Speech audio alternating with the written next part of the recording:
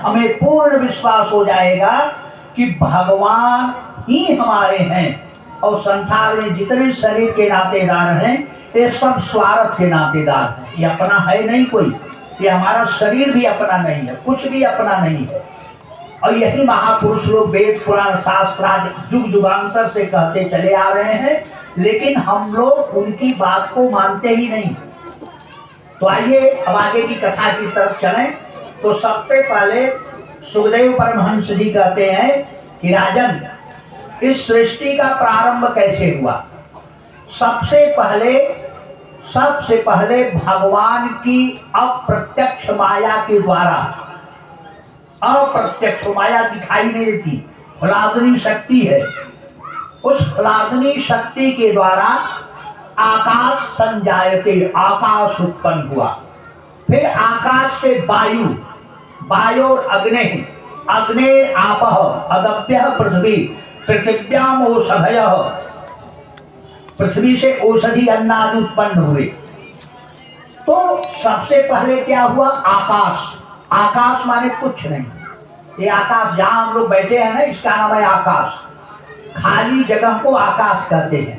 ये जो हम ऊपर देखते हैं ना, एक घना जैसे एक चादर सरीका दिखाई पड़ता है, एक नीले नीले रंग का, ये कोई स्पर्श करने वाली चीज नहीं है। आप कितने भी ऊपर चले जाओ, खाली जगह, पूरा खाली जगह, इसी खाली स्थान का ही नाम है आकाश। अरे बात समझ में है, आकाश खाली स्थान का नाम है आकाश। जहां हम बैठे हैं ये आकाश। आकाश में कोई गुण नहीं है, एक गुण है केवल शब्द का। हम बोलेंगे तो ये शब्द एक लिमिट सीमा तक जाएगी, आप बोलेंगे तो एक लिमिट सीमा तक जाएगी। आकाश का गुण है शब्द। आकाशात वायु, आकाश से वायु उत्पन्न हुआ। इसके दो गुण हुए। पहला गुण क्या है, वायु में शब्द भी है और दूसरा स्पर्श भी है। ठंडी हवा आ रही है, गर्म हवा आ रही है, ये वायु का दो गुण।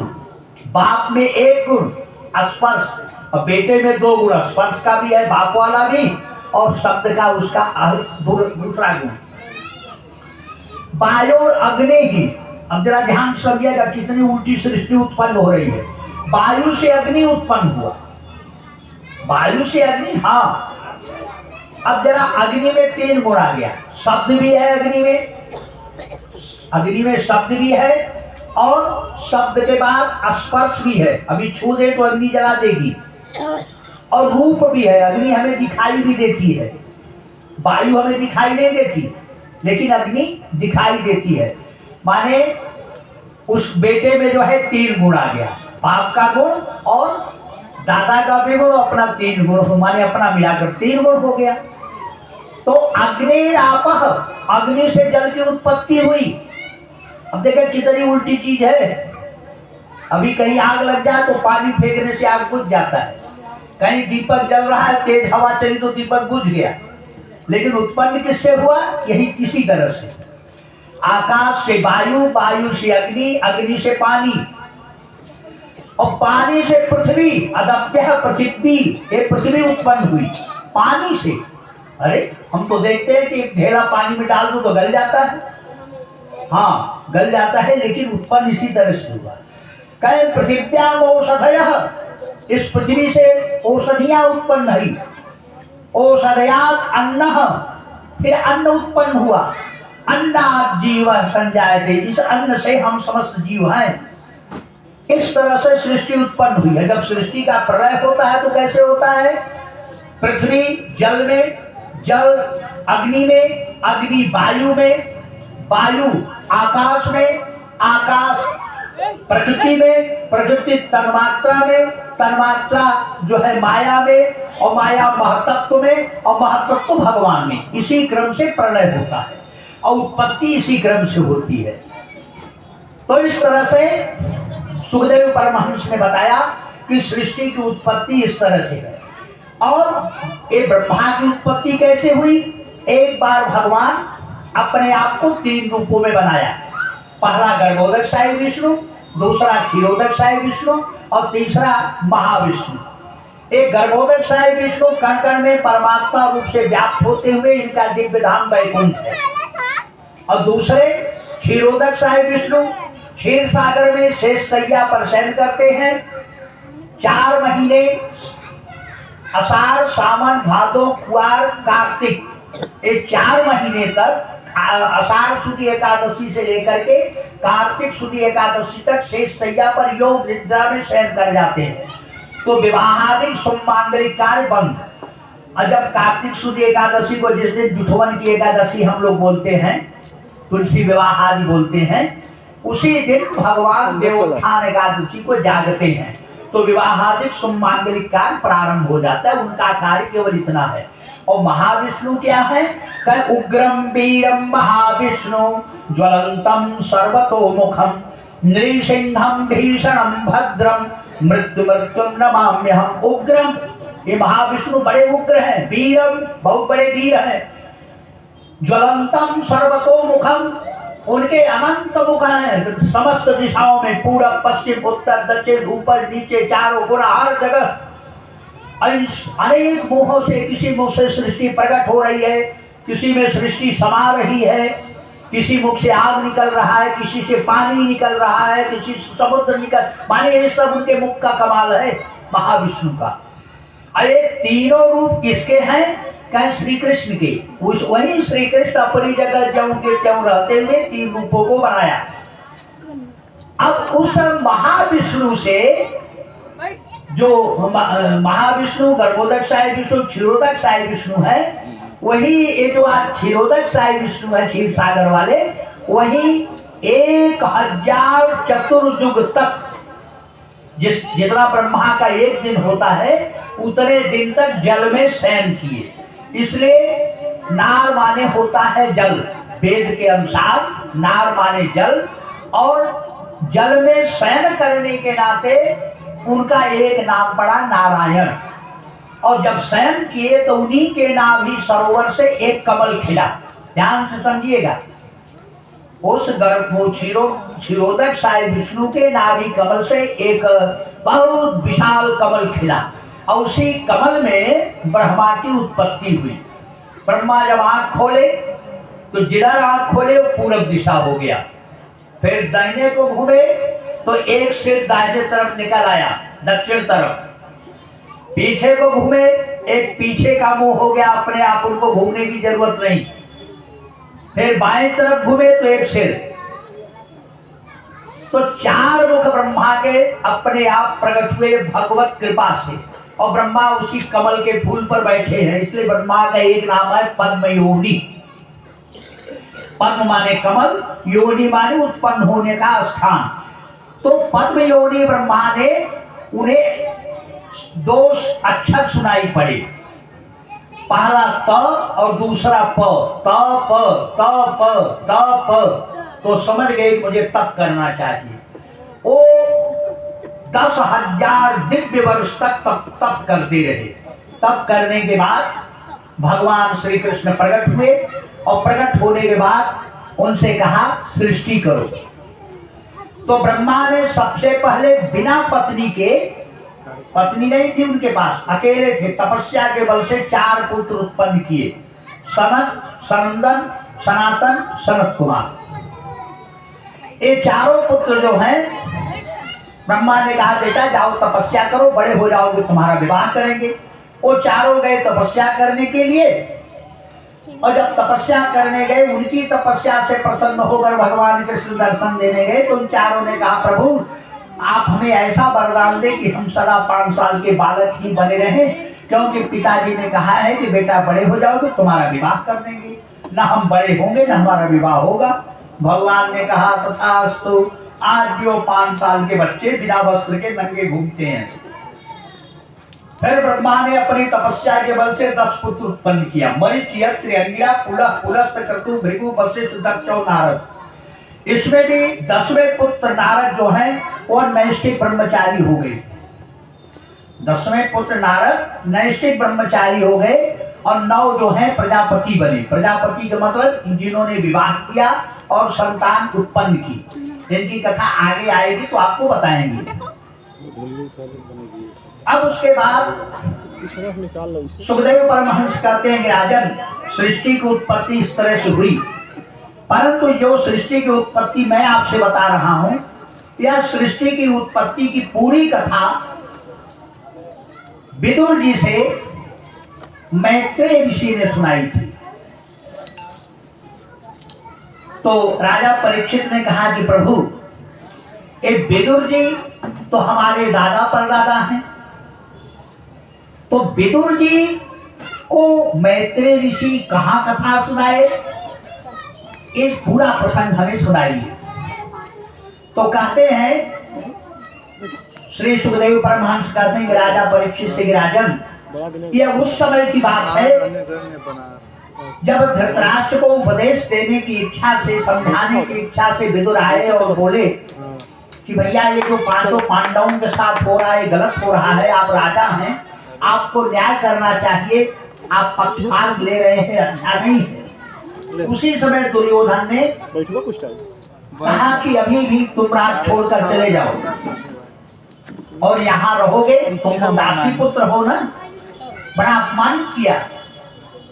दासी पुत्र कहने के नाते वो अपना धनुष बाण वही हस्तिनापुर के द्वार पर रख दिए और वहां से निकल गए, तीर्थाटन करने लगे।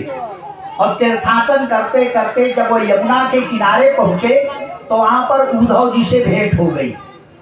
और उद्धव ने कहा, जब हाल चाल पूछे भगवान कृष्ण का, तो उद्धव ने कहा कि ए विदुर जी, हमें छोड़ करके भगवान चले गए, धरा धाम को छोड़ करके अपने दिव्य गोलोक धाम को चले गए। ऐसा कह करके उद्धव जी रोने लगे और भगवान कृष्ण के वियोग में विदुर जी भी रोने लगे। तो कुछ कथा उद्धव जी ने सुनाया भगवान के विषय में। विदुर जी ने कहा कि हमारे प्रभु, हमारे प्राण वल्लभ श्री कृष्ण ऐसे दयालु हैं कि जिस पूतना ने अपने स्तन में कालकूट नामक जहर लगा करके भगवान कृष्ण को पिलाने के बहाने मार देने की मनसा लेकर गई थी, उस पूतना को भी अपना गोलोक धाम दे दिया। ऐसा श्री कृष्ण के समान कौन दयालु होगा। अहोबकीयं स्तनकालकूटं जिघांसया पाययदप्यसाध्वी लेभे गतिं धातृचितां ततोऽन्यं कं वा दयालुं शरणं व्रजेम। ऐसा श्री कृष्ण के समान कौन दयालु होगा। वो हमारे प्राण वल्लभ श्री कृष्ण कैसे हैं। तो उद्धव जी ने कहा कि वह श्री कृष्ण हमें आपको छोड़कर इस धरा धाम को त्याग करके अपने दिव्य धाम गोलोक को चले गए। अब इतना सुनने के बाद विदुर जी ने कहा, हे उद्धव जी, आगे की और कथा हमें सुनाइए। तो उद्धव ने कहा कि यह कथा मैं आपको आगे नहीं सुना सकता, क्योंकि यह कथा सुनाने के लिए आपको मैत्रेय ऋषि के पास जाना पड़ेगा। क्योंकि मैत्रेय ऋषि से जब भगवान अपने गोलोक धाम को जा रहे थे तो उस समय एक पीपल के पेड़ के नीचे भगवान अपने दाहिने पैर के ऊपर बाएं पैर को रख करके एक पीपल के पेड़ के नीचे हाथ का तकिया लगाकर विश्राम कर रहे थे। उसी समय उद्धव कह रहे हैं कि मैं गया और भगवान से बिलक बिलक कर रो रो करके उनसे प्रार्थना करने लगा कि प्रभु, सारे यदुवंशी जा रहे हैं और आप मुझे क्यों छोड़ रहे हैं, मुझे भी लेकर चलिए। लेकिन भगवान ने कहा कि मेरा आदेश है, मेरी कथा कहने सुनने के लिए तुम्हें अभी यहाँ रहना पड़ेगा। इसलिए उनकी आज्ञा मान करके मैं यहाँ हूँ। और उसी समय मैत्रेय ऋषि भी वहाँ आए हुए थे। तो मैत्रेय ऋषि भी जितनी कथा मैंने सुनी उतनी कथा भागवत की उन्होंने भी सुना, मैत्रेय ऋषि। और मैत्रेय ऋषि से मैत्रेय ऋषि से भगवान कृष्ण ने कहा कि जो कथा मैं तुम्हें सुना रहा हूं, यह कथा तुम मेरे भक्त विदुर को सुना देना। अब विदुर इतने विह्वल हो गए कि भगवान अपने दिव्य धाम जाते समय मुझ जैसे नाचीज को, विदुर को याद किया। इसका मतलब मैं भगवान के प्रति समर्पण भाव शायद रहा होगा, इसलिए भगवान ने मुझे याद किया। और बड़े खुशी हो गए। तो उन्होंने पूछा उद्धव जी से कि विदुर जी कहाँ मिलेंगे, अरे मैत्रेय ऋषि कहाँ मिलेंगे, विदुर ने पूछा।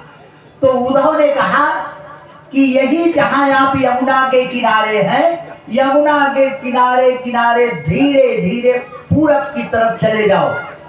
अब पूरब दिशा में जाते जाते जहां यह यमुना नदी समाप्त होगी, वहीं से गंगा प्रारंभ हो जाती है। और जहां गंगा प्रारंभ होती है वही उस स्थान का नाम है हरिद्वार। और उसी हरिद्वार में मैत्रेय ऋषि रहते हैं। अब भगवान की कथा सुनने के लिए ललायित होकर के उद्धव जी के कहना मान करके विदुर जी गंगा के किनारे चल दिए। और कई दिन तक चलते चलते जाकर के मैत्रेय ऋषि के आश्रम में पहुंचे और जाकर के उनके चरणों में प्रणाम किया। सोचिए, कथा सुनने के इतने रसिक लोग होते हैं और यहाँ घर में से बाहर निकलना है, मुझे इंतजार करना है कि देखें सभी लोग आए कि नहीं। समझ में नहीं आता कि जब तक कथा शुरू नहीं हो जाएगी तब तक जाकर क्या करेंगे बैठ कर। कथा शुरू हो जाए तो चलेंगे। हाँ, जहाँ नाच तमाशा होता है, हमारे बचपन में हमें खूब याद है। अभी शुरू नहीं हुआ है नाच तमाशा, तब तक भीड़ मच गई है, कहीं जगह नहीं है बैठने का। अभी शुरू नहीं हुआ तब जगह ऊपर भर गया था, क्योंकि अब बाद में पहुंचेंगे तो बैठने का जगह नहीं मिलेगा। और यहाँ शुरू होगा तो चल चलेंगे।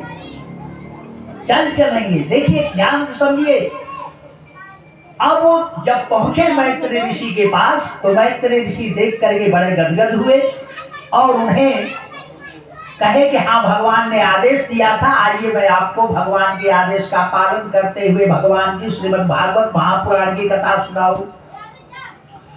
तो मैत्रेय ऋषि से विदुर जी ने पहला प्रश्न किया, सुखाय कर्माणि करोति लोको न तै सुखम वान्यदुपारवं वा विन्देत भूयस्ततयेव दुःखं यदस्तयुक्तं भगवान वदेन्नः।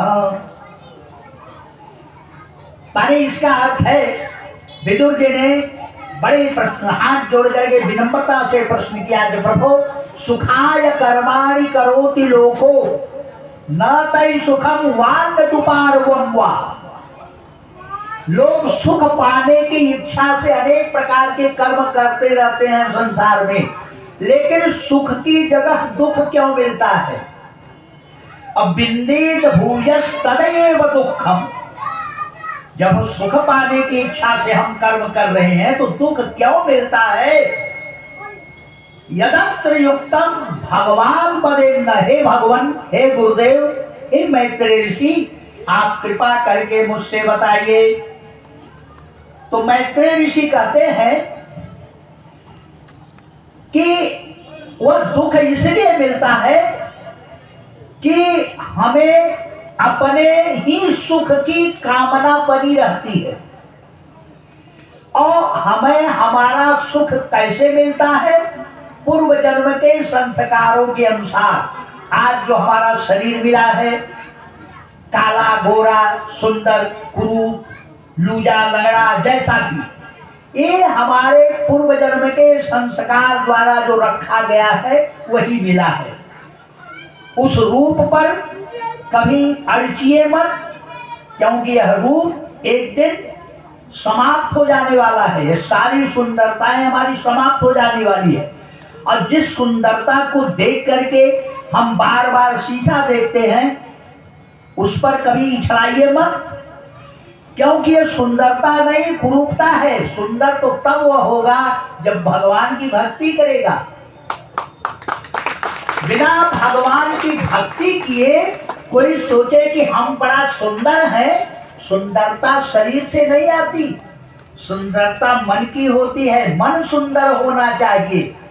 आप लोगों ने सुना होगा सुमन, ये फूल का एक नाम है सुमन। एक भक्त कहता है कि सुमन चढ़ावो भूल मत, सुमन हरि को देहु। माने भूल करके भी फूल मत चढ़ाइए भगवान को। क्यों भाई? इसलिए कि भगवान फूल के भूखे नहीं है। एक फूल तो उन्हीं के कृपा से उत्पन्न हुआ है। इसमें जो खुशबू है भगवान के शरीर के एक माने करोड़वें भाग का एक अंश से ये सारा संसार सुगंधित हो रहा है। भगवान के सुगंध के करोड़वें भाग का। ये जो सूर्य हम देखते हैं, ये सूर्य के लिए शास्त्र में लिखा है यक्षुरेषु सविता सकल ग्रहाणाम राजा समस्त सुरभूतिरशेष तेज यस्याज्ञया भ्रमति संभ्रति काल चक्रो गोविंदमादि पुरुषम तमहं भजामि। ब्रह्म संहिता। माने यक्षुरेषु सविता सकल ग्रहाणाम राजा।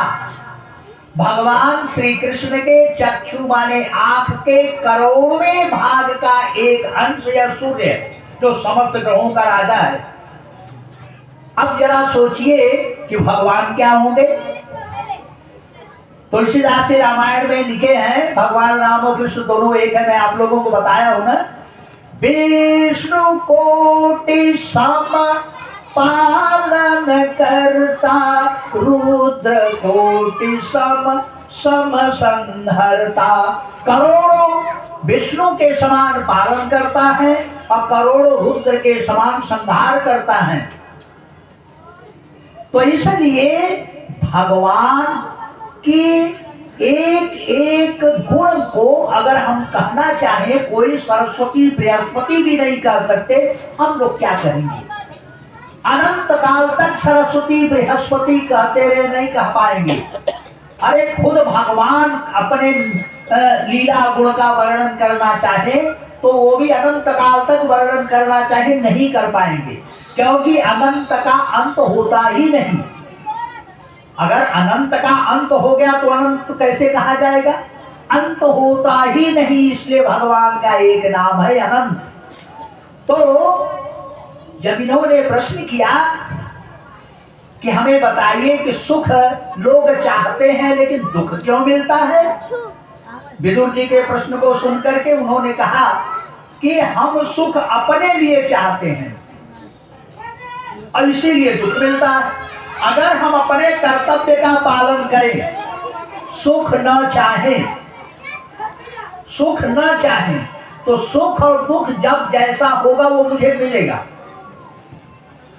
प्रहलाद जी, आगे वर्णन आएगा, प्रहलाद जी ने कहा असुर बालकों से कि ऐ असुर बालकों, जिस तरह से हमारे न चाहने पर भी दुख आता है, कोई नहीं चाहता कि हम बीमार पड़े लेकिन बीमार पड़ता है।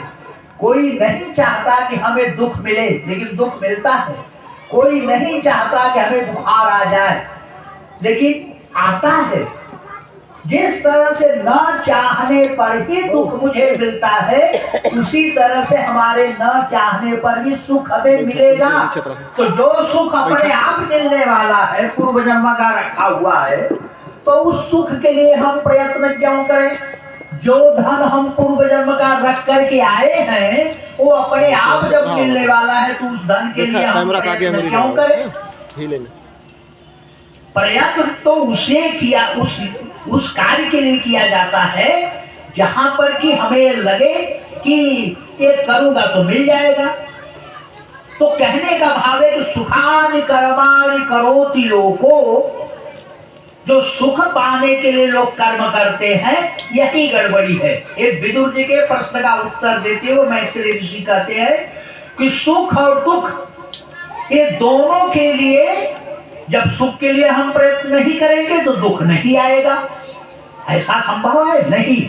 दुख भी आएगा, सुख भी आएगा, लेकिन प्रयत्न हमारा केवल अपने कर्तव्य कर्म का होना चाहिए।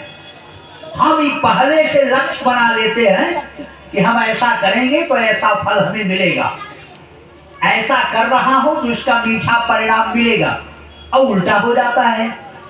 इसलिए कभी कभी सीधा भी होता है, क्योंकि उस समय हमारे पूर्व जन्म के संचित संस्कार अनुकूल हैं, तो हमने किया तो अच्छा हो गया। जो बिजनेस, जो व्यापार वो व्यक्ति कर रहा है बहुत आगे गया, और वही व्यापार दूसरा शुरू किया तो डूब गया। ऐसा क्यों? उसके पूर्व जन्म के संस्कार अच्छे चल रहे थे, वो आगे निकल गया। उसके पूर्व जन्म के संस्कार अच्छे नहीं चल रहे थे, वो पिछड़ गया, नुकसान हो गया। हमारे 3 प्रकार के कर्म होते हैं, ध्यान से समझ लीजिए। ये सारी चीजें हम लोगों की बुद्धि खोल देने वाली है, इसलिए ध्यान पूर्वक सुनिए। हमारे 3 प्रकार के कर्म हैं। पहला है संचित कर्म, दूसरा है क्रियमाण कर्म, और तीसरा है प्रारब्ध कर्म। ये 3 कर्म हमारे हैं। संचित कर्म का मतलब क्या है, जरा इसको समझ लें। जैसे आज हम मनुष्य हैं, हाँ, इसी मनुष्य शरीर में जो हम पुण्य या पाप करते हैं, इसी का नाम है कर्म। और जब यह कर्म हम भोग नहीं पाए, हमारी आयु एक सीमा तक निश्चित है, 70, 80, 90, 100 साल तक जो भी मेरी उम्र है, भगवान ने पूर्व जन्म के हमारे संस्कार के अनुसार मेरी आयु लिख दी गई, और जितने दिन की मेरी आयु है वहां तक मुझे जाना है। और हमने इतना पुण्य और पाप दोनों किया, पुण्य तो ज्यादा नहीं किया, पाप ज्यादा किया, और कुछ कहीं कहीं न चाहते हुए भी पुण्य हो गया, थोड़ा बहुत कहीं से। तो एक पुण्य और पाप दोनों जो है, हम दोनों नहीं भोग पाए पूर्णतः इस शरीर में, तब तक ये शरीर छूट गया। जब ये शरीर छूट गया तो यह नहीं कि अब जो किए थे चलो झंझट खत्म, इसको भोगने के लिए हमें नरक जाना पड़ा। नरक में भी हम भोगे, स्वर्ग नरक जाकर के हम भोगे, भोगने के बाद तब हमें 84 लाख जोनी में घुमाया गया। 84 लाख, ध्यान से समझिएगा। अस्थावरम विंशते लक्षम जलजम नवलक्षकम कुर्मस्य रुद्र लक्षम स्यात् 10 लक्षम च पक्षिणाम 30 लक्षम पशूनाम च 4 लक्षम च भारराः ततो मनुष्यतां प्राप्तिं ततः कर्माणि साधयेत्। 84 लाख जोनियों में मुझे घुमाया गया। अस्थावरम, अस्थावर माने वृक्ष जो चल नहीं पाते, ये 20 लाख वृक्षों की जोनी है। ये जो वृक्ष देख रहे हैं ना, यहाँ खड़ा है पेड़, ये भी हमारे आप जैसा एक दिन मनुष्य था, ये भी हमारे आप जैसा ही लापरवाही किया। ये नीम का पेड़, महुआ का पेड़, आम का पेड़, बबुल का पेड़, पीपल का पेड़, बर का पेड़, आम का, जितने पेड़ देख रहे हैं, अमरूद से लेकर के बउआ की, पीपल, पाकर, सब ये सब हमारे आप जैसे मनुष्य थे। सन 2007 में जापान में एक यंत्र बना, उस यंत्र को पेड़ में लगा दिया गया और 200 मीटर दूर तक तार खींच करके उस यंत्र को रख दिया गया। और जब पेड़ को आरी या तगारी से काटना शुरू करें तो 200 मीटर दूर पर उस यंत्र से चिघाड़ने और कराहने की आवाज हमारे आप जैसी आ रही थी। ऐसा। अब ये आवाज सुन करके उन वैज्ञानिकों के होश उड़ गए कि वृक्ष काट रहा हूं तो इस तरह की आवाज ही कैसे आ रही है। फिर उन लोगों ने सिद्ध किया कि जिन जिन वृक्षों को काट रहा हूं वहां से इसी तरह की कराहने की, चिल्लाने की आवाज आ रही है। इससे सिद्ध होता है कि वृक्षों में भी जीव है। अरे जीव न होता भैया तो ये बड़ा कैसे होता, उल्टा फलता कैसे? जीव है इसमें। अरे हम लोग सुने हैं ना, ए भैया आपका पेड़ सूख गया क्या? हाँ। कहीं कैसे कर लुक लग गया। ये आपका पेड़ सूख गया क्या? हाँ। कहीं पाला लग गया है, पाला भी लगता है, लुक भी लगता। हाँ। ये पेड़ आपका सूख गया क्या? हाँ। कैसे? कल बरसात हो गई तो उकट गया, उकट गया, ऐसा भी होता। हाँ, माने ठंडी गर्मी बरसात इन्हें भी उसी तरह से तकलीफ देती जैसे हमको देती है। तो इन वृक्षों में अरे भाई मटर बो दीजिए, पूरब और उत्तर की तरफ ही फैलेगा। सूरजमुखी का फूल जिधर जिधर सूर्य जाएगा उधर मुंह करेगा। रात रानी का फूल रात में ही खिलता है, सुगंधी फैलाती है। परजाता का फूल आधी रात के बाद ही फूलना और सुगंध फैलाना शुरू करता है, भोर तक गिर जाते हैं। महुआ जो है 4 बजे भोर में ही गिरता है। इस समस्त वृक्षों को मौसम तक का ध्यान है। अभी चैत का महीना आएगा, फागुन चैत का महीना, ये सारे वृक्ष जो है पतझड़ होने लगते हैं, फूल फैलाने लगते हैं। कहने का मतलब इन वृक्षों को हमारे जैसा ही सुख दुख का अनुभव होता है। हम नीम का दातुन तोड़ते हैं तो उसे कष्ट होता है। एक पिचक गया, इसको तोड़ो, अब वो तो करा रहा है, कराने दो, हमसे क्या मतलब, हमको दातुन चाहिए। कहने का भाव यह है कि 20 लाख वृक्षों की जोड़ी होती है। हमारे घर के पीछे एक आम का वृक्ष है। मैंने जब बच्चा था, छोटा था, तो दादाजी से पूछा कि आम का वृक्ष किसने लगाया? तो दादाजी ने कहा मेरे दादाजी लगाए। दादाजी के दादाजी फल खाए मर गए, दादाजी के पिताजी फल खाए मर गए, दादाजी फल खाए मर गए, पिताजी भी फल खाए मर गए, और अभी हम लोग फल खा रहे हैं। बेटे खाए और जो तीसरी पीढ़ी आई वो भी खा रहे थे। अभी 4-5 साल पहले वो पेड़ मरा। अगर मान लीजिए वो आम का वृक्ष जो है 20 लाख वृक्षों की जोड़ी में यदि पहला ही उसका जन्म हुआ है तो अभी कितना वृक्ष उसको बनना बाकी है? 19,99,999 बार वृक्ष बनना बाकी है। हमारे बचपन में आप लोगों को शायद मालूम होगा, बरसात हो जाए तो दरवाजे पर जो जगह है खुरपी से खन करके और सरपुतिया, नेनुआ, मुरई आदि आदि सब लगा देते थे, और वहीं पर एक डंडा लगा दे, और जब निकला तो पकड़ पकड़ चढ़ने लगता था। उसको मालूम है कि मुझे चढ़ने के लिए बनाया है, और अगर गिरा तो फिर उठ करके फिर ऐसे पकड़ करके चढ़ता था। माने उसके अंदर ज्ञान है चढ़ने का। ये वृक्ष जो है ना, ये पशु पक्षी जो वृक्षों को हम जड़ समझते, निर्जीव समझते नहीं, ये सब सजीव है। तो 20 लाख वृक्षों की जोड़ी, जलजम नवलक्षकम, 9 लाख जल में रहने वाले जंतु, 20 9 29 लाख। अब जल मानी मछली है, घड़ियाल है, और बड़ी मछली छोटी मछली को खाती है, उससे बड़ी मछली उसको खाती है, उससे बड़ी मछली, और जल में रहकर कितनी दूर भागेंगे बचने के लिए, और पेट भरने के लिए एक दूसरे को खाना ही पड़ेगा। अगर मान लीजिए हम घड़ियाल हैं, मगरमच्छ हैं, तो दूसरे मगरमच्छ से हमेशा बैर बना रहेगा अस्तित्व की लड़ाई के लिए। इसलिए जल जोड़ियां 9 लाख की है। जरा कल्पना कीजिए कितने कष्ट होते होंगे। तो 20 9 29 लाख, 20 लाख वृक्षों की जोड़ी, 9 लाख जल जोड़ी, 20 9 29 लाख, 11 लाख उभयचर जोड़ी, जल थल दोनों में रहने वाले, जल में भी रहकर जीवित रहे और जमीन पर भी। 11 लाख, 29 11 40 लाख, 10 लक्षम के पक्षियां, 10 लाख पक्षियों को जोड़ी, कौवा बन करके बिस्टा खाना, जीत बन करके सड़ा हुआ मांस खाना, ये सब हम लोग कर चुके हैं।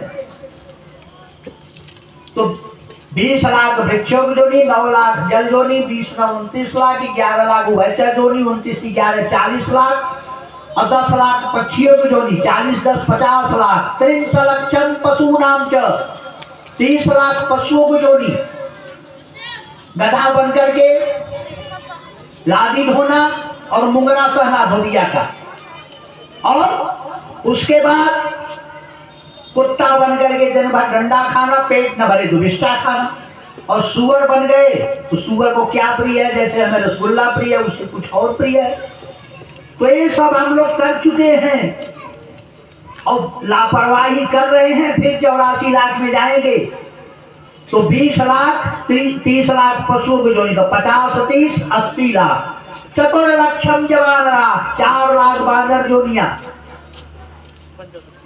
लंगूर, चिंपांजी, बंदर, इनकी अनेक प्रजातियां हैं। 272 प्रजातियों की अब तक भारत में खोज हो चुकी है बंदरों की, और है कितना 4 लाख। अब जरा विचार कीजिए, तो 80 4 84 लाख। ततो मनुष्यताम प्राप्तिम ततः कर्माण साधये, उसके बाद ये मनुष्य शरीर मिला है। इसलिए अपने कर्म को साधिए, अर्थात भगवान की भक्ति कीजिए। सीताराम राधे कृष्ण, अपना जिहवा अपनी है, सबस है, ये भाड़े की नहीं है कि ज्यादा खर्च सीताराम सीताराम कर देंगे तो लाइट का बिल ज्यादा आएगा, अपना खुद का है। तो इसलिए सावधान हो जाइए, हर कार्य करते हुए गंदे से गंदे स्थान में सीताराम कहिए, कोई पाप नहीं लगेगा। अगर आपको भय हो तो सीधे भगवान से सीताराम से कह दीजिए कि हमें एक महाराज जी आकर सुनाए थे, जो पाप लगना हो उन्हीं को लगे, क्योंकि हम उनके बात को मान करके सीताराम बोल रहे हैं गंदे स्थान पर, बिना नहाए आज 8 दिन हो गया है, फिर भी बोल रहा हूँ सीताराम।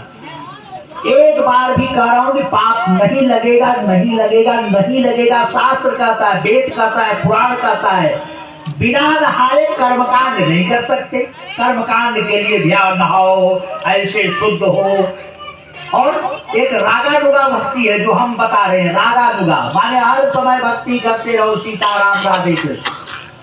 वे भगवान करे तस्मात् सर्वेषु कालेषु मामनुस्मर, हर समय मेरा स्मरण कर, भगवान कह रहे हैं। राम ही सुमिरिय गाय राम ही संतत सुनिय, राम गुण ग्रामय। संतत मन लगातार राम का गुण सुनते रहिए, राम का भजन गाते रहिए, उनका स्मरण करते रहिए, कोई दोष नहीं भगवान के लिए। तुलसीदास जी कह रहे हैं। इसलिए मैत्रेय ऋषि कहते हैं कि सुख पाने की अभिलाषा से जो हम कर्म करते हैं, इसीलिए हमें दुख मिलता है। हम केवल कर्म करें, सुख दुख तो भगवान के द्वारा मिलेगा। तो जो हमारा संचित कर्म है पिछले जन्म का, अभी तो मैंने बताया आपको 84 लाख शरीर के पहले जो हमारा शरीर मिला था, जिसमें हमने लापरवाही की और गए नरक में, फिर 84 लाख में आए। तो जो 84 लाख से पहले वाला शरीर था, उसमें जो भी हमने पुण्य पाप किया पूरा भोग नहीं पाया, वही जो है संचित रख दिया गया। और जब फिर से मुझे मनुष्य शरीर भगवान ने दिया, तो उन सब जो हमारे पुण्य पाप थे इसके साथ जोड़ दिया गया। तो संचित हमारा जो है उसमें हम मीन में कुछ कर नहीं सकते, उसे तो अवश्य ही भोगना पड़ेगा। अवश्य में भोक्तव्य कृतम कर्म शुभाशुभम न भुंक्ते क्षीयते कर्म कल्पकोटि शतैरपि। करोड़ों कल्प बीत जाए, जब तक हम शुभ और अशुभ दोनों कर्म भोग नहीं लेंगे, तब तक वो कर्म समाप्त होने वाले नहीं है। इसीलिए महापुरुषों को भी कष्ट भोगना पड़ता है। मीराबाई को कितने कितने कष्ट दिए गए, आप लोगों ने सुना होगा, पढ़ा होगा, जानते होंगे। ऐसे जितने महापुरुष हुए सबको कष्ट दिया गया। तो महापुरुषों को जो कष्ट मिला है, प्रहलाद जी का आप लोग कथा पढ़े होंगे कि उनको पर्वत से गिराया गया, आग में जलाया गया, सांपों से कटवाया गया, जहर दिया गया, सब कुछ दिया गया, फिर भी वो सकुशल है। ऐसे ऐसे कष्ट दिए गए।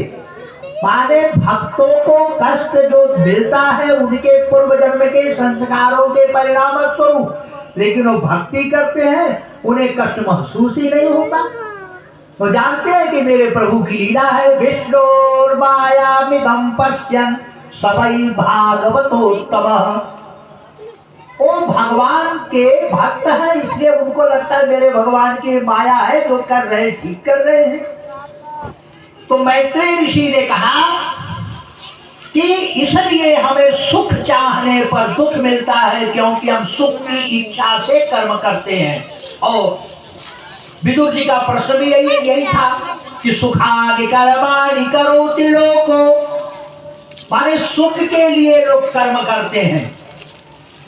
फिर उसके बाद विदुर जी ने प्रश्न किया कि हे मैत्रेय ऋषि, ये मनुष्यों की आयु कितनी है? एक पक्ष महीना, संवत्सर, अयन इन सब का निर्माण कैसे हुआ, ये भगवान ने काल विभाग कैसे किया? तो उन्होंने बताया कि सबसे छोटा कण है अणु। ध्यान से समझिएगा, सबसे छोटा कण है परमाणु। ये अणु तो वैज्ञानिकों ने कहा था। आज के कम से कम 400 साल पहले एक वैज्ञानिक आया, उसने कहा सबसे छोटा कण है अणु। दूसरे वैज्ञानिक आए, उन्होंने कहा नहीं, अणु से छोटा है परमाणु, उसको भी हम लोगों ने मान लिया। फिर एक वैज्ञानिक आए, उन्होंने कहा नहीं, परमाणु से छोटा है इलेक्ट्रॉन, प्रोटॉन, न्यूट्रॉन, उसको भी हमने मान लिया। अभी 2007 में एक वैज्ञानिक आए, उन्होंने कहा कि नहीं, इलेक्ट्रॉन, प्रोटॉन, न्यूट्रॉन से भी छोटा एक कण है जिसे किसी भी सूक्ष्मदर्शी से नहीं देखा जा सकता। तो जो नहीं देखा जा सकता वही कण कण में परमात्मा है, जिसे कि कोई यंत्र, कोई भी वस्तु बड़े बड़े वैज्ञानिक नहीं देख सकते। गो गोचर जहाँ लग मन जाई और तह लग माया जानव भाई। जहाँ जहाँ हमारी इंद्री मन बुद्धि जा सकती वहाँ वहाँ माया है, और माया के तीन ही गुण है, सत्व गुण, रजोगुण, तमोगुण। उसी को वैज्ञानिक कहते हैं इलेक्ट्रॉन, प्रोटॉन, न्यूट्रॉन। और जहाँ जहाँ हमारी दृष्टि जा सकती है, वही सर्वोत्तम प्रोत्तम सूत्रे मणिगणाइव। गीता में भगवान ने कहा कोई ऐसा स्थान नहीं है जहाँ मैं न हूँ।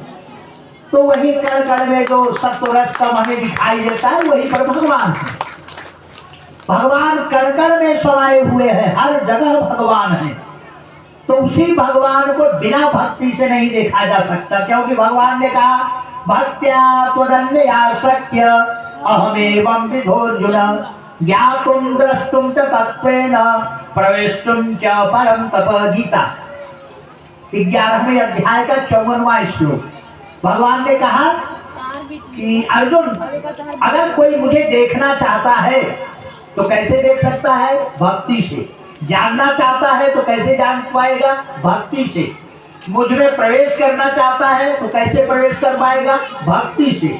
भक्त्या त्वदन्यया शक्य अहमेवं विधोर्जुन। अय अर्जुन, ज्ञातुं द्रष्टुं, मुझे जानना हो, देखना हो, मुझ में प्रवेश करना हो तो केवल एक भक्ति है। इसलिए क्रियमाण कर्म जो हमारे इस समय के है, संचित कर्म पिछले जन्म का, उसमें हम कुछ कर नहीं सकते। प्रारब्ध कर्म कैसा होगा वो भविष्य की बात है, लेकिन क्रियमाण तो हमारे बस में है। संचित हमारे बस में नहीं है, वो भगवान देने वाले हैं जो हमारा रखा मिलेगा, दुख और सुख, उसमें मेरा बस नहीं। आगे कौन सा कर्म कैसा फल मिलेगा ये भी मुझे नहीं मालूम, लेकिन संचित तो करने का सर्वाधिकार भगवान ने दिया है। इसलिए कल की चिंता मत करो, न पीछे बीते हुए कल की, न आगे आने वाले कल की। वर्तमान को संवार लो जो आज का है, बस आज का संवार लो, अगला भी सुधर जाएगा, पिछला भी सुधर जाएगा। इसलिए भक्ति ही सर्वोपरि है, और भक्ति करने से आपके जितने पाप हैं ये सारे पाप नष्ट हो जाते हैं। भगवान कहते हैं सनमुख हो ही जीव मोहि जब ही अजन्म कोटि यघ नासहि तबहि। अनंत जन्मों के जितने भी हमारे पाप हैं, अगर भगवान के हम सन्मुख हो जाएं, सन्मुख का मतलब भगवान को कहाँ पाएंगे? सन्मुख होने के लिए ध्यान से समझिए, सन्मुख का मतलब है, हमारे वेद में एक मंत्र लिखा है, द्वा सुपर्णा सौजा सखाया समानम वृक्षम परिखस्व जाते तयोरन्यः पिप्पलः स्वादन्यं अन्यो अभिचाकसीति। इस वेद मंत्र का व्याख्या, इसका अर्थ है कि द्वा सुपर्णा, सुपर्णा माने पक्षी, सयुजा माने एक साथ, सखाया माने मित्रवत। शरीर के हृदय रूपी घोंसले में दो पक्षी बैठे हैं, वेद कह रहा है। द्वा सुपर्णा सौजा सखाया समानम वृक्षम। इस शरीर रूपी वृक्ष में एक हृदय रूपी घोंसला है, उसमें दो पक्षी हैं। एक पक्षी ऐसे बैठा इधर मुंह करके सामने, और दूसरा पक्षी इसके पीछे बैठा है ऐसे। ये जो आगे वाला पक्षी इसी का नाम जीव है, हम हैं, हम लोग। और जो पीछे बैठा है यही भगवान है। और हम इधर मुंह किए हैं। भगवान कहते हैं सुन, मेरी तरफ मुंह कर लेना, चुप रहो, बक बक बक बक मत करो, हमको इधर जाने दो। अरे उधर कहाँ जा रहे हो, खड्डा है, गिर जाओगे, माया की चपेट लगेगी। अरे चुप रहो, हमें इधर दिखाई दे रहा है रसगुल्ला, उधर कहाँ है। अरे घूमोगे तब न पता चलेगा, चुप रहो, जो दिखाई दे रहा वो अच्छा है। हम भगवान की बात नहीं मानते। और इसी बात को भगवान कहे सन्मुख हो जीव मोहि जबति। जो हम पीठ किए हैं बस मुंह कर लें, अर्थात हम भगवान को अपना मान लें, बस काम बन जाए। हम मान ही नहीं पाते, समझ ही नहीं पाते। अगर कभी कुछ चले भी 2-4 कदम तब तक बहकाने वाले आ गए, क्या यार क्या कर रहे सर, झूठ है दुनिया भर का, कहाँ फंस गए तुम। अरे खाओ पियो मौज करो, ये क्या कर रहे हो। बस थोड़ा का तो कदम चले भी थे तो हम हाँ यार ठीक तो कह रहा है, देखिए मस्ती में घूम रहा, हम परेशान है रातों दिन। मत बहको, मत बहको, किसी के बहकाने में मत आओ, क्योंकि जितने बहकाने वाले हैं वो सब उसी 84 लाख के चक्कर में जाने वाले हैं। और सुरसा की तरह मुंह बाकर 84 लाख तैयार है हमारा स्वागत करने के लिए। तो इसलिए काल का वर्णन समझा रहे हैं कि सबसे छोटा कण परमाणु है। 2 परमाणु मिलकर के एक अणु बनता है, और 3 अणु मिलकर के एक त्रसरेणु बनता है, और 3 त्रसरेणु मिलकर के एक त्रुटि बनता है, और त्रुटि का 100 गुना करने पर एक वेद होता है। वेद का अर्थ होता है एक कमल के पंखुड़ी को सुई चुहाने में जितना समय लगता है उसी का नाम है वेद। और वेद का 100 गुना करने पर एक लव, और 3 लव का एक निमेष, अब 3 निमेष का एक क्षण, और 5 क्षण का एक काष्ठा, और 15 काष्ठा का एक लघु होता है। लघु को कहते हैं 2 मिनट। एक लघु बराबर 2 मिनट, अब मिनट में आया, इसके पहले सेकेंड में था। और 15 लघु का होता है एक नाटिका। नाटिका माने 24 मिनट। और 2 नाटिका का होता है एक मुहूर्त, माने 48 मिनट का एक मुहूर्त होता है। और इसी तरह से दिन रात घटने की संधियों को छोड़ दे तो 6 या 7 घटिका का या नाड़ी का एक प्रहर होता है। प्रहर जो 3 घंटे का होता है। 2.5 घंटा जाड़े के दिन में और गर्मी के दिन में 3 घंटे का एक पहर, और 4 पहर का दिन या रात होता है। 4 पहर का दिन और 4 पहर का रात होता है। और इसी तरह से 2 दिन रात का, 4 पहर का दिन और रात मिला करके एक दिन होता है। और इसी तरह से 15 दिन का एक पक्ष होता है। यह 2 प्रकार का है, एक शुक्ल पक्ष, एक कृष्ण पक्ष। ये दोनों पक्ष मिलाकर के 1 महीना होता है। और 2 महीने का एक ऋतु होता है। ऋतु 2 महीने का ऋतु आप सुने होंगे, मधु वैशाख बसंत। मधु माने चैत, वैशाख का महीना बसंत, जेठ आषाढ़ ग्रीष्म ऋतु, सावन भादो वर्षा ऋतु। ऐसे तो 3 ऋतुओं का एक अयन, द्वितीयांश 6 महीने का एक अयन 3 ऋतुओं का, और 2 अयन का एक वर्ष।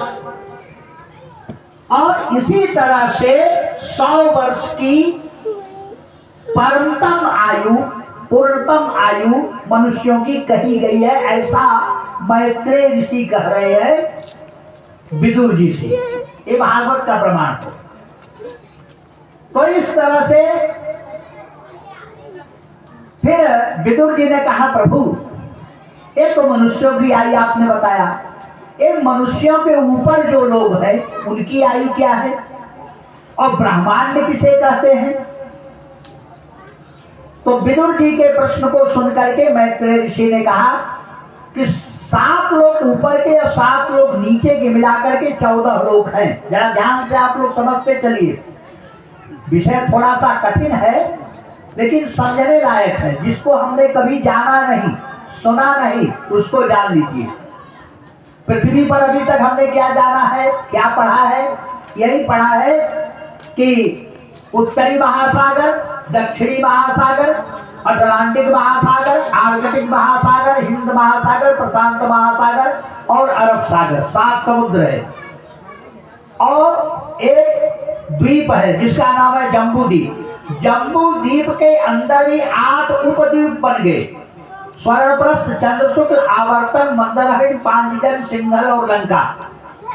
तो इस तरह से ये जितने द्वीप आदि हैं ये मिला करके 14, माने ये जितना विस्तार हम पृथ्वी का देख रहे हैं समुद्र आदि से लेकर के, ये पृथ्वी लोक है जिसे मृत्यु लोक कहा जाता है। या कोई भी वस्तु ठहरने वाली नहीं है।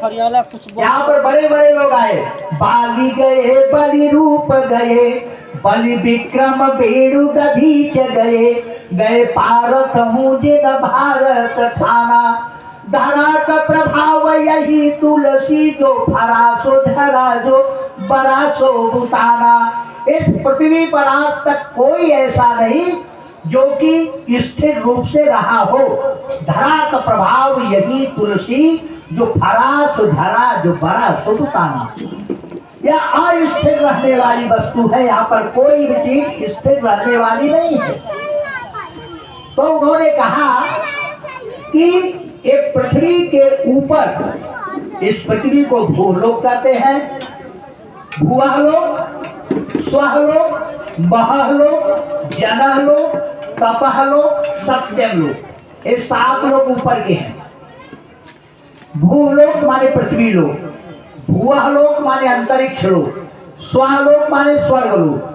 स्वर्गलोक के ऊपर भी 4 लोक है, महालोक, जनलोक, तपहलोक, सत्यलोक। सत्यलोक माने ब्रह्मा का लोक। और ब्रह्मा के धाम तक जितने जीव हैं ये सब माया के अंदर में है।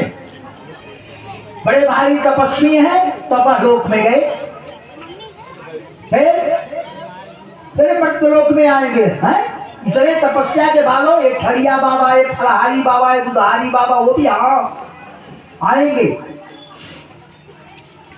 महालोक, जनलोक, तपहलोक, यहाँ तक कि ब्रह्मा के धाम तक जाने वाले जीव का भी पुनर्जन्म होता है।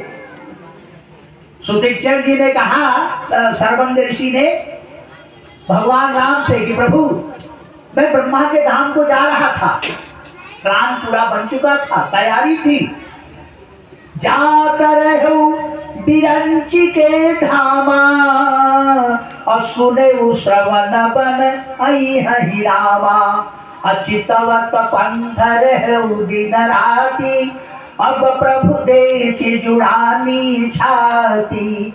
हे प्रभु मैं ब्रह्मा के धाम को जा रहा था, लेकिन जब पता चला कि आप आने वाले हैं वन में, तो मैंने ब्रह्मा के धाम जाने का जो हमारा माने हृदय में जो अभिलाषा उत्पन्न हुई थी, उस अभिलाषा को निरस्त कर दिया, जाने का प्रोग्राम कैंसिल कर दिया। अच्छा क्यों? क्योंकि आप आने वाले हैं और मैं ब्रह्मा के धाम तक जाता तो क्या होता?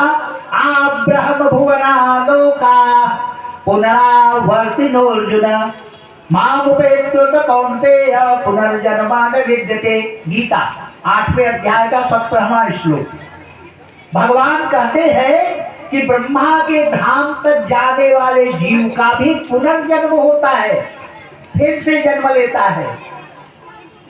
तो सर्वंग ऋषि ने सोचा कि ब्रह्मा के धाम को जाऊंगा तो फिर से जन्म लेना पड़ेगा, तो इससे अच्छा है कि भगवान आ जाए, बस यहीं पर सब रफा दफा हो जाए, क्यों 84 लाख का चक्कर घूमू। जब भगवान आए, भगवान से इतनी बात कह दिए तो कहे क्या सर्वंग ऋषि कि प्रभु ताबता की राह जीव हित लागी, जब लगी मेरा हूँ तुम ही तनु त्यागी।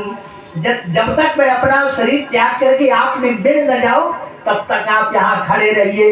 अवश्य कहीं हो गए भिन्न तनु जारा, राम कृपा वैकुंठ सिधारा। सर्वदर्शी वैकुंठ को चले गए अपने योग अग्नि से शरीर को जला करके। तो कहने का भाव यह है कि ब्रह्मा के धाम तक जाने वाले जीव का भी पुनर्जन्म होता है। इसलिए स्वर्ग जाने की कभी भी अभिलाषा मत कीजिएगा, स्वर्ग तो बड़े नजदीक है। भूलोक, भुआलोक, स्वर्ग लोक तीसरे नंबर पर आ गया। उसके बाद 4 लोग बढ़िया स्वर्ग से लाखों गुना अच्छे हैं।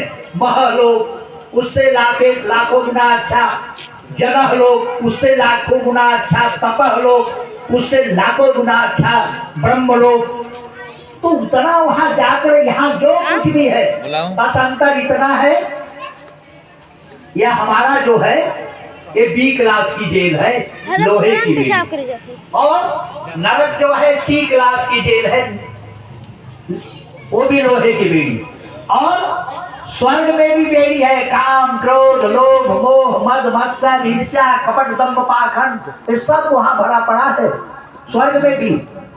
अरे वहां भी